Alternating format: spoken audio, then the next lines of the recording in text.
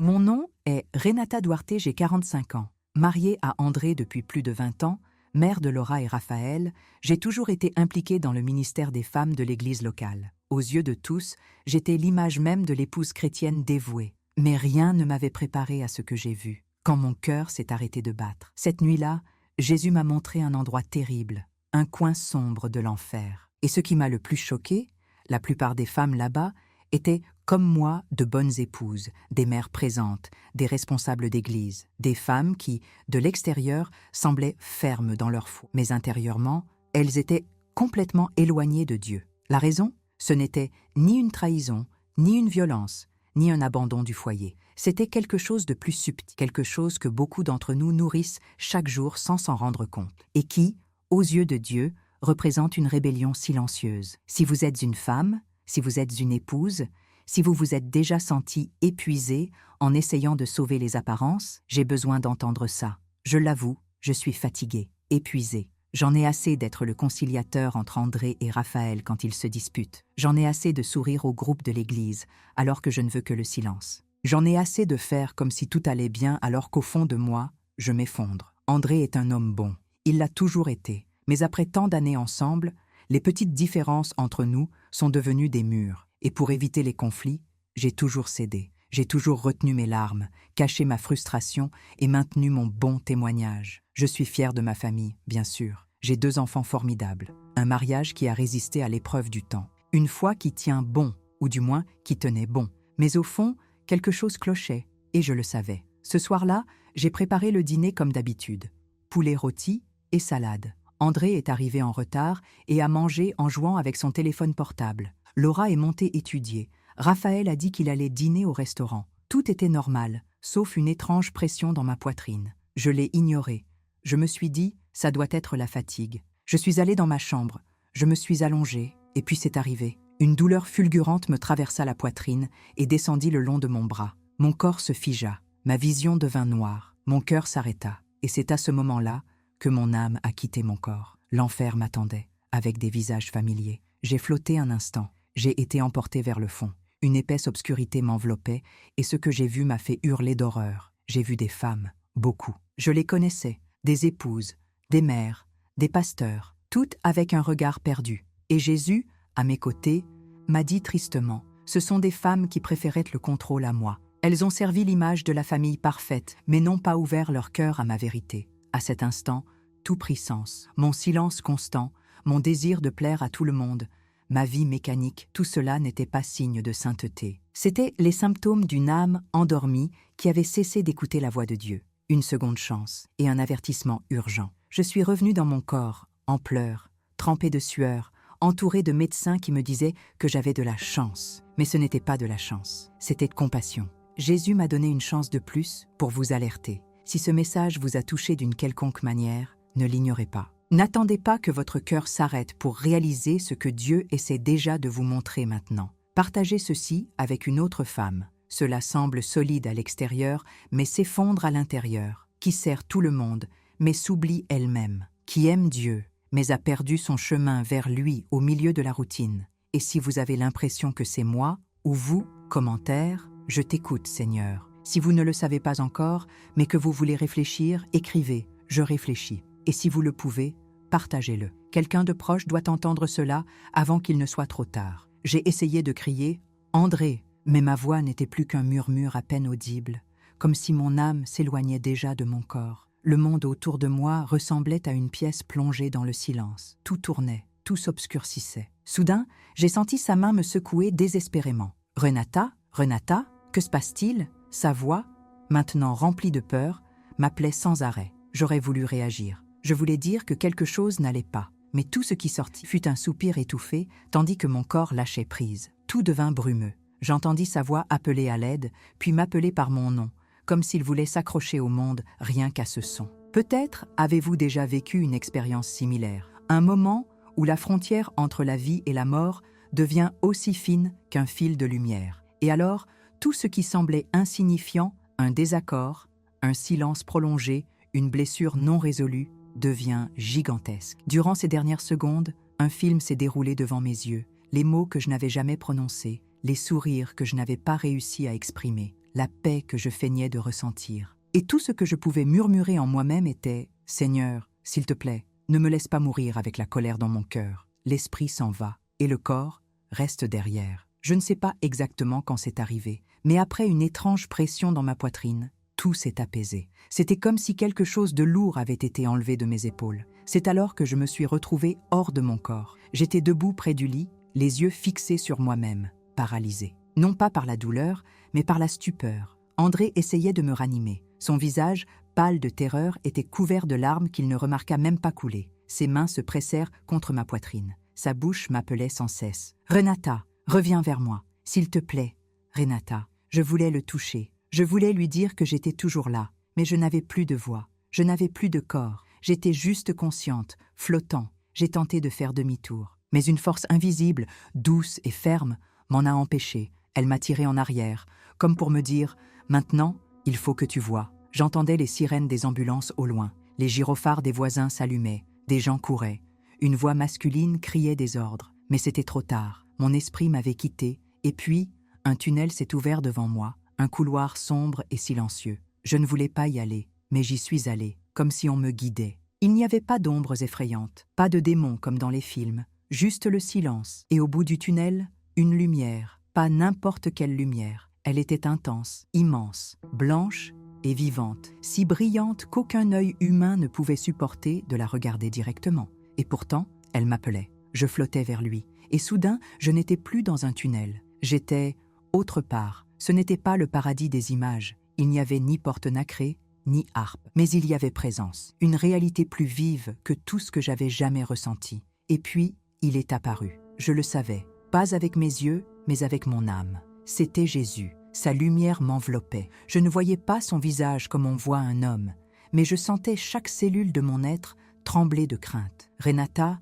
ma fille, je veux te montrer quelque chose. » Ce n'était pas de la peur que je ressentais. C'était un amour si pur qu'il m'a dénudé de l'intérieur. Tout ce que j'avais caché, blessures, ressentiments, orgueil, apitoiement sur moi-même, a refait surface devant lui. La lumière s'est étendue. Et puis, en un clin d'œil, nous étions dans un vaste champ. Un champ où les maisons révélaient les secrets de l'âme. C'était un endroit étrange. Ce n'était pas un jardin ordinaire, mais ce n'était pas non plus un paradis classique. C'était une sorte de dimension spirituelle. Là-bas, les maisons n'étaient pas faites de briques et de ciment. C'étaient des constructions, points spirituels, reflets visibles de l'état intérieur des mariages et des familles. Certaines étaient magnifiques, avec leurs jardins fleuris, leurs sentiers propres, leurs arbres feuillus, grises, craquelés, murés de silence. Et puis il dit « Voici les demeures qui reflètent le cœur des alliances. Nombre d'entre elles sont debout, mais seulement à l'extérieur. L'intérieur est vide. » Je me tenais là, observant chaque détail.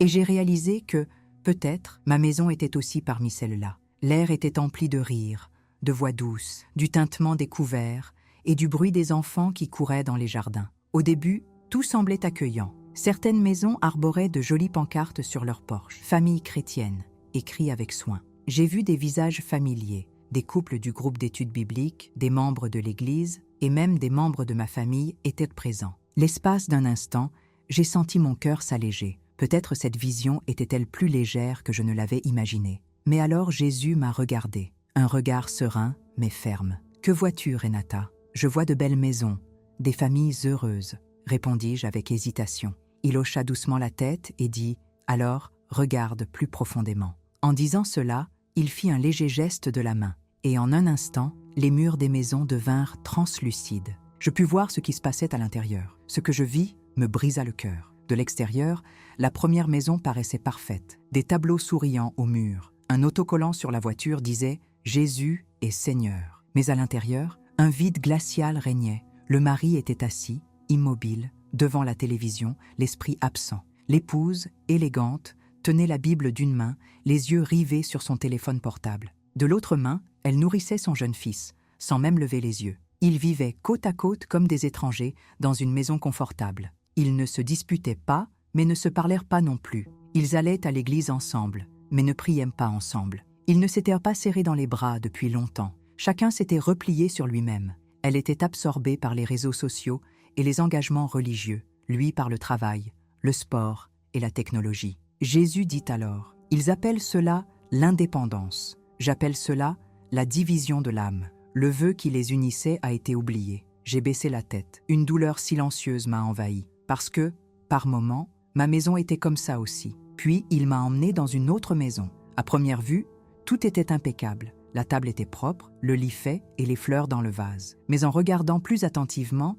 j'ai remarqué quelque chose de caché. Un carnet invisible, gravé dans le cœur de la femme. Chaque fois que son mari disait quelque chose de mal, oubliait un détail ou faisait quelque chose d'involontaire, elle le notait. Non pas avec un stylo, mais avec ressentiment. Elle continuait à lui servir à manger. Elle continuait à lui tenir la main à l'église. Mais au fond d'elle, elle gardait des souvenirs aussi acérés que des épines. Tu as oublié mon anniversaire cette année-là. Dans l'autre, il m'a traité d'égoïste devant ses amis. J'étais fatiguée, et pourtant tu t'es endormie avant. Et le mari, il n'en avait aucune idée. Il pensait que tout allait bien, que ce n'était qu'une phase. Jésus parla d'un ton triste. Le poison du manque de pardon est ingéré chaque jour. Il tue l'amour et corrompt le sacré. Mes yeux se sont remplis de larmes. Moi aussi, j'ai pris ce poison. Combien de fois ai-je souri extérieurement, intérieurement, énuméré les défauts d'André? Combien de fois ai-je dit « tout va bien » alors que ce n'était pas le cas? Puis Jésus m'a conduit à une troisième maison, belle, radieuse. L'épouse était délicate, douce, répétant sans cesse « oui, ma chérie », mais quelque chose me dérangeait. J'ai regardé de plus près, et j'ai vu. Elle ne criait pas, elle n'exigeait rien, mais elle manipulait. Elle pleurait en silence pour obtenir ce qu'elle voulait. Elle utilisait le poids d'un soupir, la froideur d'une étreinte, ou la phrase juste au bon moment pour faire tomber son mari. Parfois, elle utilisait même ses enfants comme des armes, en disant « Papa n'aime plus maman ». Et le mari, il a reculé, il a abandonné, il voulait juste la paix. Jésus a fait remarquer avec tristesse, ils désirent le trône dans leur propre foyer. Ils utilisent la sagesse du monde pour gouverner, et non l'amour pour servir. Mes mains se mirent à trembler. Peut-être n'avais-je jamais manipulé André avec des larmes. Mais combien de fois avais-je utilisé des mots durs? Combien de fois avais-je insinué qu'il n'était pas assez bien? Combien de fois ai-je consulté les réseaux sociaux, vu des mariages idéalisés, et les ai-je comparés? Ensuite, je lui envoyais des messages indirects pendant qu'il restait assis en silence dans un coin de la cuisine. C'est alors que Jésus a souligné, et devant moi, l'image de ma propre maison est apparue. Dans la vision, je me suis vue un après-midi normal, en train de plier des vêtements dans la chambre, tandis que je déversais ma frustration sur André. Avez-vous déjà vu un homme aider sa femme dans les tâches ménagères? Je fais le ménage, je m'occupe des enfants, je participe à des groupes religieux, et je dois encore entendre des plaintes concernant le dîner. Il n'a rien dit. Il a rempli un verre d'eau et l'a bu lentement. Sur le moment, je ne l'ai pas remarqué. Mais maintenant, avec ce souvenir vif, je le voyais clairement. Ses yeux étaient tristes. Je pensais avoir raison. Je pensais juste être fatiguée. Je voulais juste être reconnue. Mais dans cette scène, j'ai vu quelque chose que je n'avais jamais vu auparavant. Mes paroles portaient un manque de respect comme une lame cachée. Et chaque coupure silencieuse éteignait la lumière dans ses yeux. J'ai commencé à pleurer dans la vision, mais Jésus ne m'a pas jugé. Son regard était ferme et en même temps plein de miséricorde. Renata, beaucoup d'épouses ont fait du mariage un devoir mécanique, une vitrine pour se mettre en valeur. Elles prennent soin de la maison visible, mais abandonnent le temple invisible, l'alliance spirituelle. J'étais sans voix. J'avais toujours pensé être une bonne épouse chrétienne. Je cuisinais, je priais, je servais à l'église. Mais maintenant, Dieu me révélait les défauts que j'avais tenté de dissimuler par mes bonnes œuvres. Si vous vivez dans un mariage qui paraît beau de l'extérieur, mais qui est vide à l'intérieur, ne restez pas silencieux. Dieu ne révèle pas des choses pour humilier. Il révèle des choses pour guérir, pour restaurer l'alliance telle qu'elle a été créée, vivante, sainte, vibrante. Alors que j'essuyais mes larmes, j'ai entendu à nouveau sa voix. Préparez votre cœur. J'ai encore beaucoup à vous montrer. Ma poitrine se serra. J'avais peur, mais je savais que je n'étais pas seule. En un clin d'œil, le décor changea. Je me trouvais désormais dans une salle majestueuse, tel un palais scintillant. Tout scintillait. Les lumières brillaient, comme lors d'un spectacle. Une musique entraînante emplissait la pièce. Sur scène, d'innombrables femmes marchèrent d'un pas décidé, coiffées de couronnes étincelantes. Chacune passait sa couronne à la suivante avec des gestes triomphants, proclamant haut et fort « Liberté, je n'appartiens à personne. Je suis ma propre maîtresse. » Des drapeaux ont été hissés. J'ai lu des phrases comme « Le féminisme est la vérité. L'indépendance est une force. Dieu a créé Ève, mais cela ne signifie pas qu'elle doit servir. » Et plus bas, « Je peux tout faire, même vivre sans homme. » Je restais immobile. Les femmes étaient élégantes, bien habillées, et se tenaient comme des reines. Elle parlait avec assurance et se déplaçait avec charme. Mais en regardant de plus près, je vis des yeux vides. Derrière la confiance, il y avait des blessures inexprimées, un silence amer, un profond rejet de tout ce qui impliquait reddition, soumission. Je me suis tournée vers Jésus. Il n'était pas en colère. Mais dans ses yeux, il y avait une douleur si profonde que seul un père aimant la connaît. La douleur de voir sa fille perdue en pensant qu'elle gagne. Maintenant, Renata, je vais te montrer 3 ombres, 3 épouses qui ont laissé les pensées du monde remplacer les miennes. La première personne est apparue devant nous, une femme impeccable, efficace, méticuleuse. Tout chez elle était planifié, calculé. Jésus a dit, c'est le PDG de la famille. Elle gérait la maison comme une entreprise. Tout était organisé avec un tableur, des objectifs et un emploi du temps. Elle décidait de tout. L'école des enfants, les études bibliques, même leurs loisirs. Et son mari, il n'était qu'un assistant logistique, quelqu'un qui obéissait sans être consulté. « Si je n'en prends pas soin, tout va s'effondrer », dit-elle fièrement. J'ai regardé André, et j'ai vu que son regard était terne. Il ne discutait plus, il suivait simplement. Son leadership, cette force que j'admirais autrefois, s'était peu à peu estompée, jusqu'à disparaître complètement. Jésus murmura. « J'ai établi l'ordre pour bénir, non pour opprimer. Quand l'ordre est brisé, le véritable amour s'étouffe. » J'ai baissé la tête. Il fut un temps où j'agissais exactement comme ça. Je prenais mes décisions seule et ne les communiquais qu'après. Je ne trouvais pas ça irrespectueux. C'était pragmatique. Mais maintenant, je comprends. Ça a blessé mon mari. « Continuez, monsieur ?» demandai-je d'une voix étranglée. Et puis, il m'a montré la deuxième femme. « Ceci, dit Jésus, est le guerrier de la justice. » Elle était toujours prête à se battre. La femme suivante que Jésus m'a montrée avait un regard, une posture résolue. Elle s'appelait le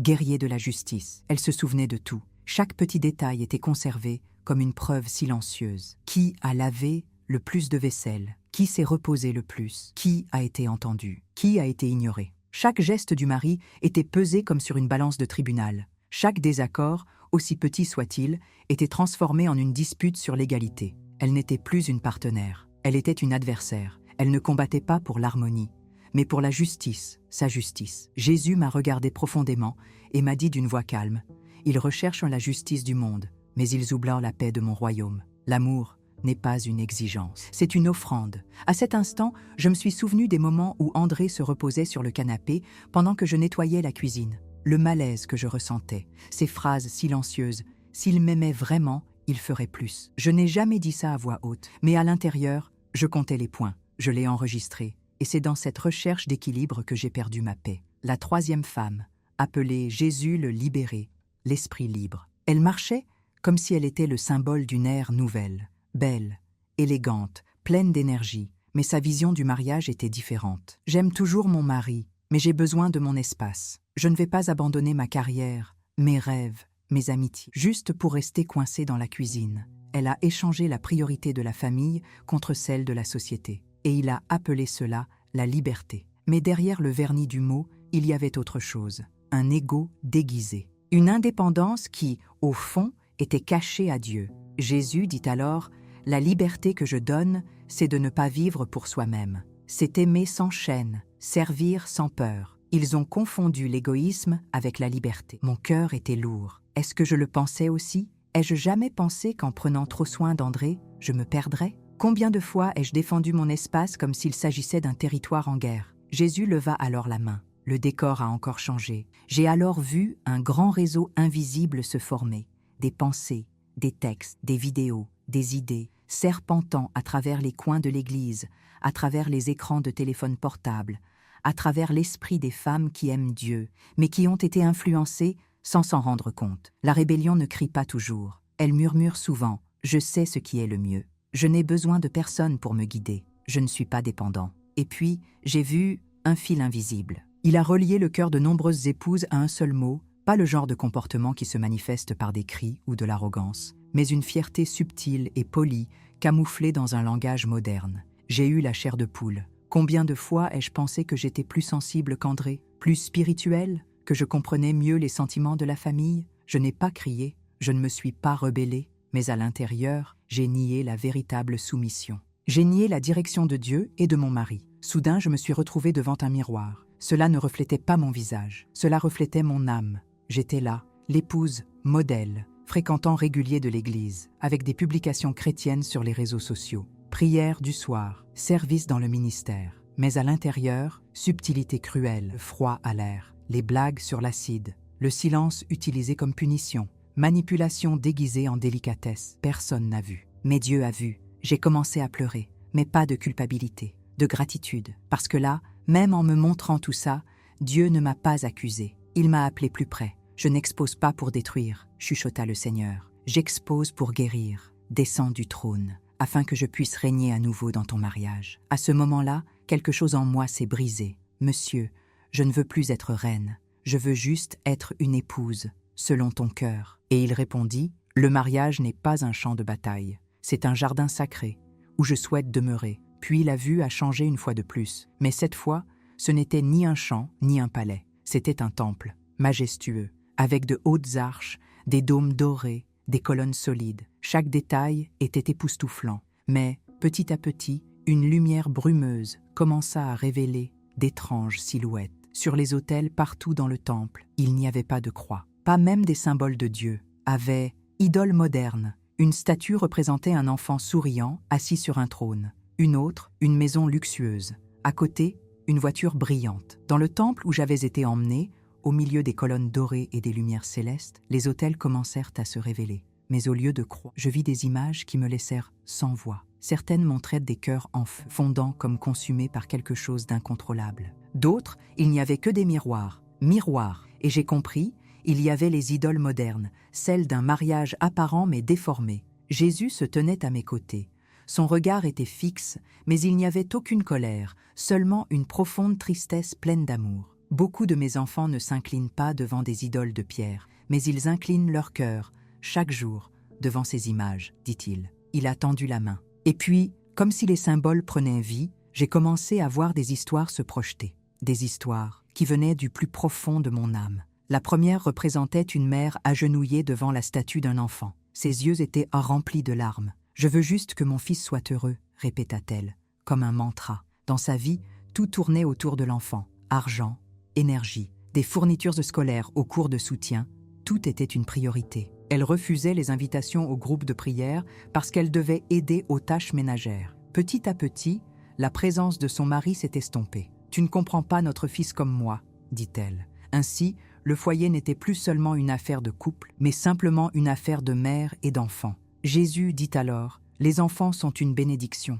mais ils ne devraient pas prendre ma place, ni celle de celui avec qui j'ai uni ma vie. » Je me suis sentie profondément touchée. Combien de fois me suis-je enorgueillie d'être une mère présente, attentive à chaque détail de la vie de mes enfants. Et André, a-t-il bénéficié des mêmes soins, de la même patience? À un moment donné, j'ai réduit mon mari à un simple tuteur coparental, oubliant qu'il est le compagnon que Dieu m'a confié. Ensuite, j'ai vu un autre couple dans une maison luxueuse. La femme était sur le canapé, passant son doigt sans arrêt sur l'écran de son téléphone. « Voyage aux Maldives », pouvait-on lire dans un message. « Mon mari a été promu. Une nouvelle voiture pour fêter notre anniversaire. » Elle regarda son mari et dit doucement, mais avec un poids entre les lignes. « As-tu pensé à changer de travail? Dans mon entreprise, les salaires sont meilleurs. Je pense qu'il est temps que nous ayons une maison plus grande, avec un bureau, une salle de sport. » Le mari redoublait d'efforts, voulant plaire. Mais ce que je voyais, c'était la froideur grandissante entre eux. La maison était grande, mais le cœur était vide. Jésus m'a regardé et m'a dit, « Le véritable trésor n'est pas dans ce monde. Ils courent après ce qui périt et oublient ce qui est éternel. » Peu après, une autre scène apparut. Une femme était assise devant un film romantique. Elle soupira et regarda de côté. Son mari lisait le journal. Distrait, elle éteignit la télévision et écrivit dans son journal, « Je ne ressens plus rien. Je crois que ce mariage est mort. » Elle a ensuite commencé à suivre des profils de conseil conjugal. « S'il n'y a plus d'étincelles, retrouve-toi. Redécouvrez votre lumière. » Elle s'est alors plongée dans le yoga, les thérapies alternatives et a recherché des amis qui répondaient à ses besoins émotionnels. Mais ses yeux ne faisaient que devenir plus solitaires. Jésus murmura, « Le véritable amour est un choix, un abandon quotidien. Ce n'est pas un sentiment passager. C'est une décision éternelle. » J'ai fermé les yeux. Combien de fois me suis-je demandé, pourquoi André n'est-il plus comme au début? Est-ce qu'il m'aime toujours comme avant? Mais à ce moment-là, j'ai réalisé, il n'a jamais abandonné. Il continue à montrer de l'amour, dans les petites choses, tous les jours. La dernière image m'a donné la chair de poule. C'était un autel avec un immense miroir. Une femme debout devant lui, ses yeux fixés sur son propre reflet. J'ai besoin de faire ce qui me rend heureux. J'ai besoin de protéger mon énergie. J'ai besoin d'être moi-même. Son mari a essayé de se rapprocher. Elle n'a réagi que lorsqu'elle en ressentait le besoin. Chaque conversation tournait autour d'une seule question. Comment je me sens? Jésus s'approcha et dit tendrement, « Quiconque veut me suivre renonce à lui-même. » Dans le mariage, c'est pareil. Il n'y a que des fleurs là où il y a un sacrifice mutuel.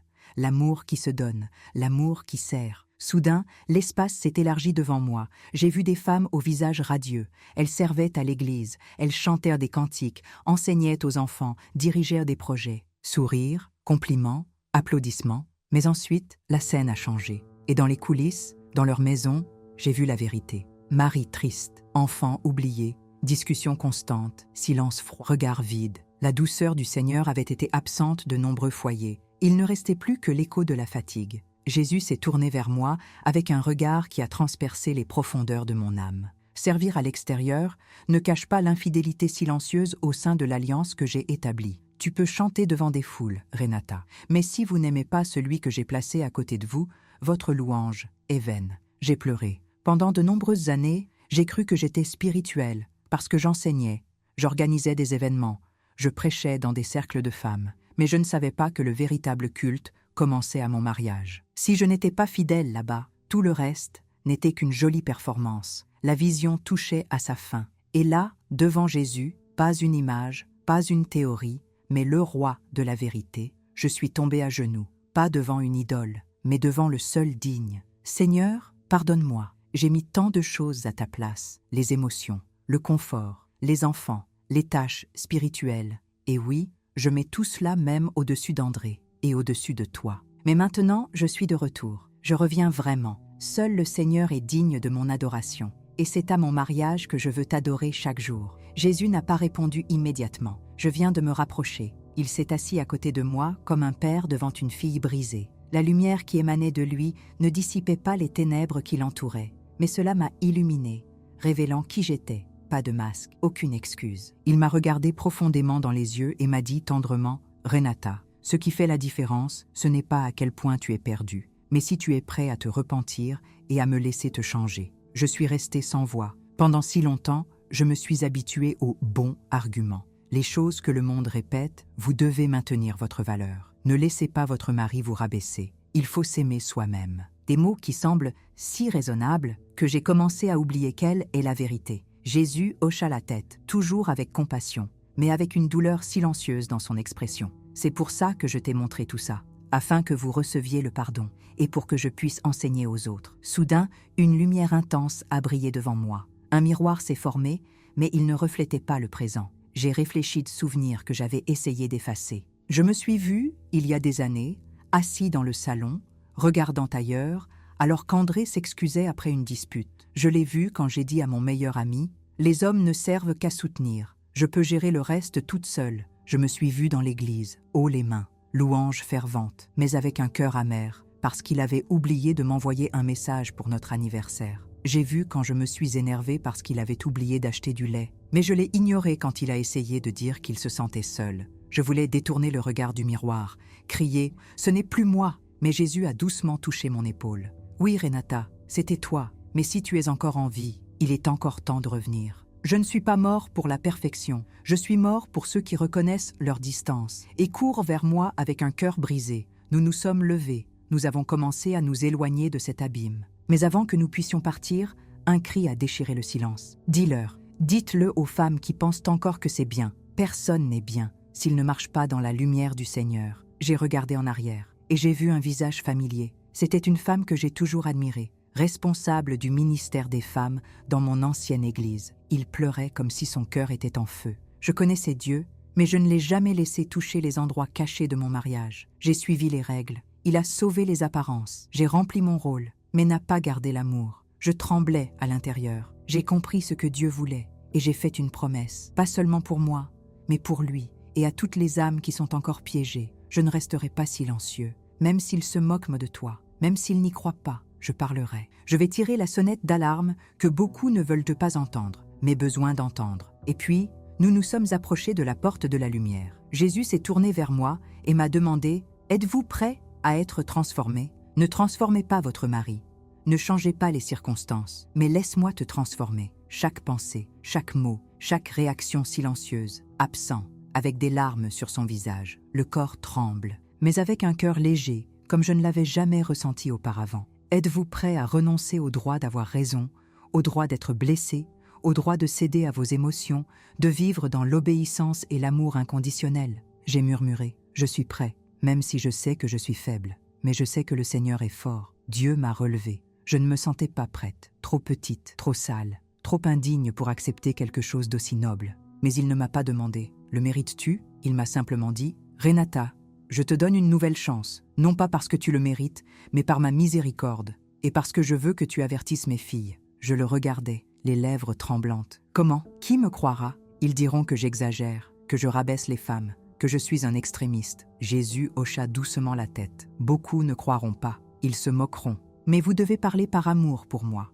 et par amour pour vos sœurs. Dites-leur que le temps presse, dites-leur que le mariage est sacré, que je veux y demeurer. Dites-leur que les petits péchés au foyer peuvent mener à la destruction éternelle. Je ne recherche pas des épouses parfaites, je recherche des épouses qui savent se repentir, qui renoncent à avoir raison pour choisir de vivre. Il a touché mon cœur. À partir d'aujourd'hui, tu ne parleras plus avec tes mots, mais avec les miens. Tu n'écriras plus avec ta force, mais avec mon esprit. Tu n'aimeras plus avec ton amour limité, mais avec l'amour que je déverserai en toi. J'ai baissé la tête en silence, et pour la première fois, une véritable paix m'a envahi. Je savais que le chemin serait semé d'embûches, mais je n'étais plus seule. J'ouvris les yeux et découvris une pièce blanche. L'odeur du désinfectant mêlée au bruit des moniteurs emplissait la pièce. Au début, tout était flou, mais peu à peu, le visage d'André prit forme. Ses yeux étaient rouges, ses mains serraient les miennes si fort qu'elles tremblaient. « Renata, tu t'es réveillée », murmura-t-il,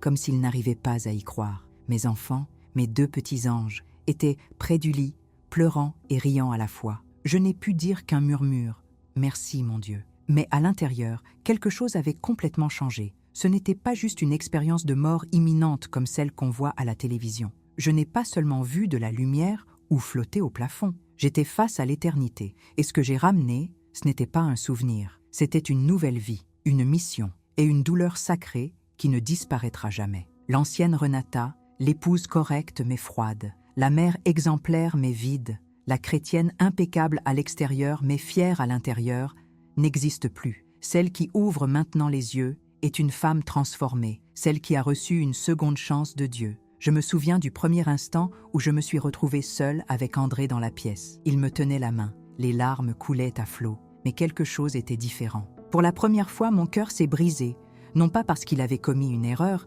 mais parce que je ne l'avais pas aimé comme j'aurais dû l'aimer, pas comme Dieu voulait que je l'aime. « André, dis-je, la voix encore faible, mais le cœur ferme, pardonne-moi. Pardonne-moi de ne pas t'avoir vraiment respecté, de t'avoir rabaissé avec mes mots subtils, d'avoir idolâtré tant de choses, pensant faire le bien. » Il resta silencieux. J'ai vu quelque chose se briser en lui. Il m'a serré la main. « Renata, tu as toujours fait de ton mieux. Moi aussi j'ai échoué. » « Non, » l'interrompis-je. « Pour la première fois, je comprends ce qu'est le repentir. Je ne parle pas pour être pardonné. Je parle parce que je ne veux plus vivre dans le mensonge. Depuis ce jour, j'ai commencé à vivre différemment. Non pas avec des déclarations grandiloquentes, mais avec de petites actions concrètes. Je m'assois à table avec ma famille, non par obligation, mais par privilège. J'apprends à écouter André sans l'interrompre. Je cuisine avec amour, non pas pour l'afficher sur les réseaux sociaux, mais parce que c'est ma façon de prendre soin de lui. Je ne me cherche pas d'excuses pour rester plus longtemps à l'église quand je sais qu'il est fatigué. Je prie le matin non pas pour accomplir un rituel,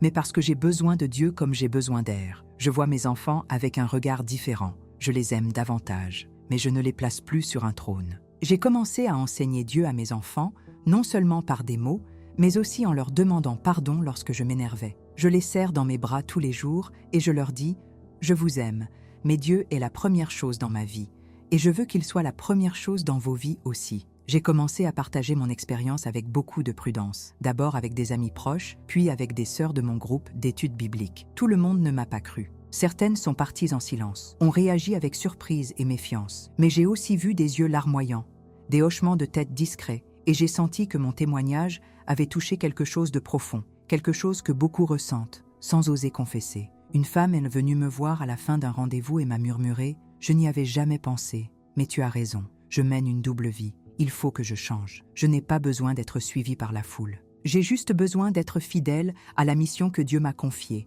Alerte, aime et vis authentiquement. J'ai commencé à écrire tout ce que j'ai vécu, le regard de Dieu, chaque mot qu'il m'a dit, les visions de l'enfer que j'aurais aimé ne jamais avoir vues. Mais maintenant je sais, ce voyage ne fait que commencer. Et je n'ai plus peur, non pas parce que je suis forte, mais parce que je sais qui marche avec moi. La mort ne me fait plus peur, plus depuis que j'ai rencontré celui qui vit. Si vous lisez ou écoutez ceci, je prie pour que quelque chose bouge en vous. Dieu ne vous a jamais oublié, mais il veut que vous cessiez de vivre à moitié. Laissez tomber les idoles, les excuses, les souffrances auxquelles vous vous accrochez encore. Invitez-le à être le Seigneur de votre mariage, de votre âme, de chacune de vos décisions. Pour la première fois, j'ai partagé ma révélation dans un petit groupe à l'église. Le silence était total. Pas celui que l'on éprouve en étant attentif, mais celui de la gêne. J'ai perçu une émotion sincère dans les yeux de certains. Chez d'autres, l'hésitation, la confusion, voire l'inconfort. Après la réunion, une sœur s'est approchée, souriante, mais son regard ne souriait pas. « Renata, tu étais si positive avant. Es-tu sûre que tout cela vient de Dieu? Ou était-ce juste un moment de confusion ?» Une autre personne a commenté, d'une voix basse et cinglante. « On dirait que vous nous jugez, comme si quiconque n'est pas comme vous était déjà condamné. Dieu n'est pas comme ça. » J'ai souri doucement, mais j'avais mal au cœur. Je ne condamne personne. Je te raconte juste ce que j'ai vu et ce que j'ai failli devenir. Les rumeurs ont commencé peu après. Certains disaient que je délirais. D'autres pensaient que je cherchais simplement à attirer l'attention. Mes amis proches se sont tus. Ils ont pris leur distance. Une membre du comité des femmes murmura à une autre « Renata est devenue radicale. Fais attention, ou tu finiras en enfer comme elle le dit. » J'ai beaucoup pleuré. J'ai prié encore plus et j'ai demandé à Dieu « Seigneur, je veux juste faire ce qui est juste. Mais pourquoi suis-je si seule ?» Il n'a pas répondu immédiatement. Mais le lendemain matin, alors que je lisais la parole, mes yeux sont tombés sur Jérémie 1, 7, 8. « Ne dis pas « Je suis un enfant », car tu iras vers tous ceux vers qui je t'enverrai, et tu diras tout ce que je t'ordonnerai. N'aie pas peur d'eux, car je suis avec toi pour te délivrer. » À ce moment-là, j'ai compris. Ce n'est pas un choix facile. C'est une mission. Et si j'aime vraiment Dieu, je dois aussi aimer être incompris à cause de lui. Je continue à partager. Non pas en tant que prédicateur, mais en tant que personne décédée et ressuscitée. Chaque fois que je prends la parole, je commence par vous rappeler que Dieu m'a pardonné, qu'il a toujours les bras ouverts à tous ceux qui se repentent. Mais maintenant, je ne cache plus la vérité. Laissez-moi être clair, Dieu est saint. Et les petites concessions dans le mariage, le manque de respect, le contrôle, la froideur spirituelle, ne sont pas des détails inoffensifs, ce sont des graines qui, si elles ne sont pas déracinées par la repentance, peuvent pousser jusqu'à la destruction éternelle. Je parle clairement, mais sans dureté, avec fermeté, mais avec la voix tremblante de celui qui a vu le Seigneur blessé par ses propres péchés. Chère sœur, je dis souvent, devant un groupe, de se réveiller. Ne laissez pas des choses qui semblent justes, l'autoprotection, la liberté personnelle ou la défense de ses propres valeurs, vous éloigner de la vérité éternelle. Laissez Jésus être véritablement le Seigneur de votre vie et de votre mariage. L'obéissance n'est pas un fardeau, c'est la clé de la libération. Elle vous libère de l'amertume. Elle vous libère du besoin de tout contrôler. Elle vous libère de la peur d'être blessé. Car lorsque vous êtes au centre de la volonté de Dieu, vous êtes dans l'endroit le plus sûr au monde. Certaines femmes ont pleuré, d'autres ont demandé la prière. Certaines se sont levées au milieu de mon témoignage et sont parties sans dire un mot. Mais une semaine plus tard, elles sont revenues. L'une d'elles m'a dit « Au début, je vous détestais, mais maintenant, je comprends. Vous avez dit ce que j'avais besoin d'entendre, pas ce que je voulais entendre. Je ne partage pas ça pour être applaudi ou pour devenir célèbre. Je le partage parce que j'ai vu la vérité.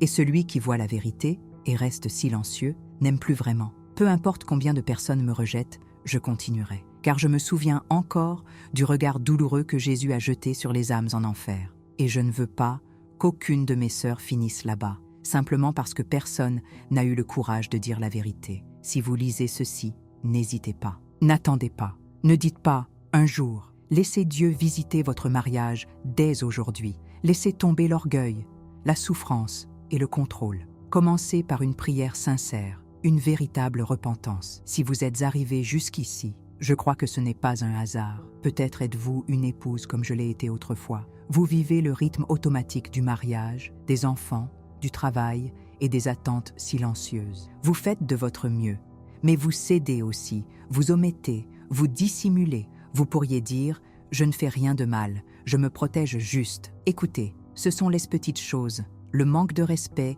les mots durs, le silence glacial, le retrait émotionnel. Cela m'a presque fait me perdre. Je n'écris pas ces mots pour vous effrayer. Je les écris avec des larmes, avec des supplications, pour que vous vous arrêtiez et réfléchissiez, examinez votre cœur. Non pas à l'aune des dirigeants du monde, ni des conseils matrimoniaux modernes, mais à l'aune de la parole de Dieu. Respectez-vous vraiment votre mari, pas seulement en parole, mais aussi en pensée et en acte? Vous avez tout contrôlé, vous appelez ça de la responsabilité? Avez-vous donné la priorité à vos enfants, à votre travail, à votre image, plus qu'à l'amour, au service et à la présence de Dieu dans votre foyer? Vivez-vous une double vie? Montrez une image morale, mais avec un cœur froid devant le Seigneur? Si c'est le cas, ne désespérez pas. Bonne nouvelle, Jésus t'appelle toujours, il t'aime. Il veut te restaurer. J'en suis la preuve vivante. Une épouse autrefois forte, fière, exigeante, une femme qui pensait avoir raison, jusqu'à ce qu'elle affronte la mort et réalise son erreur. Mais Dieu ne m'a pas abandonné, il m'a pardonné. Il m'a renouvelé. Il m'a donné une nouvelle chance de vivre, comme il le veut, pas parfaitement, mais avec humilité, avec la volonté de se repentir et avec le courage de changer. Et il veut faire cela avec toi aujourd'hui. Car ainsi parle l'Éternel, reviens à moi et je guérirai tes blessures et t'aimerai librement. Osez, amiga. N'attendez pas qu'il soit trop tard. Repentez-vous aujourd'hui, priez sincèrement. Dites à Dieu que vous voulez qu'il reprenne le contrôle de votre mariage. Commencez par un petit pas. Demandez pardon à votre mari. Lâchez prise sur le contrôle. Laissez tomber l'amertume. Revenez à l'émerveillement devant Dieu dans les petites actions de votre journée. Tu n'es pas seul, je suis là. Et des milliers d'autres sœurs se réveillent aussi. Nous revenons à la parole, reconstruire nos maisons sur la sainteté et non sur l'émotion. À propos du service, pas du conflit. À propos du véritable amour, pas de l'apparence religieuse. Si vous avez entendu l'appel de Dieu aujourd'hui, ne pas ignorer. Parce que peut-être, par un simple acte d'obéissance aujourd'hui, une vie, un mariage et une âme, soyez sauvés. Dieu t'attend.